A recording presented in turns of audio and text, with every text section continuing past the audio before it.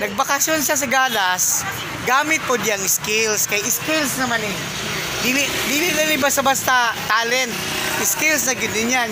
Ang yang skills, iya pong makuha ang panginabuhi, di ba? Sideline, other source of income. Na dili lang, nakatambay lang, naghulat lang, kay naaman sa skills. Mo na nga yada karon. So kung interesado mo avail sa iyang service, unsa may limpyuhan? Unsa may limpyuhan? Tiil og kamot? Okay. Ipon wala. Wala labot na lubot? Ay, lahay na pala. Steel brush. Oo. Diba?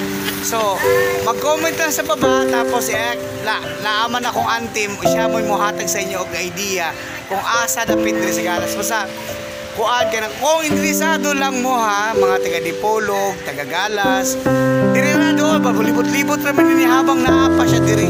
Kay tanawa na iyang trabaho, tanawa. Yan, ganyan. Dili ka mamili ng income, day. Ay, kabalo niyo, kanino pa, maayon na. Na may uban nga ganahan gid puton. Sa ikaw ra gyud. Pero kabalo man ka anti og kanang manicure no. Kabalo po ka magupit.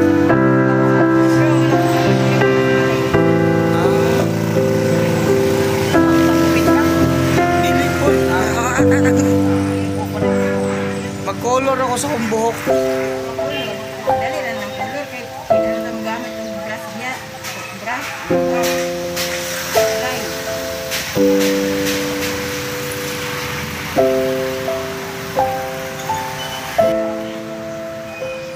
Day, basin og panuhuton. Kanang lubot sa bata ba? Oh, lubot sa bata. Ako'y panuhuton. Ay, lugar. Ako'y panuhuton. Agpuit sa bata. Panuhuton. In town. Nakitaan magid ako sa akong vlog. O, imo to, digiputos imong lawas. Imo magipakita po nagsampot. Ako'y awa mo na sila kasabot sa sampot sa ikuan.